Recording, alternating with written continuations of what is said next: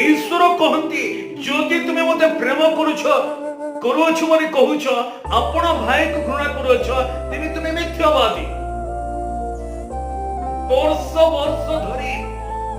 वर्ष धरी आम्भे माने कौन करूना आम्भर निजर लोक मान सहित आम कथबार्ता करूना आम्भे कहू मरीजीवी पछे मो ताहांकर सहित कथबार्ता करिवे नाही मरीजीवी पछे मो तांको क्षमा देबे नाही। एपरि विरल चरित्र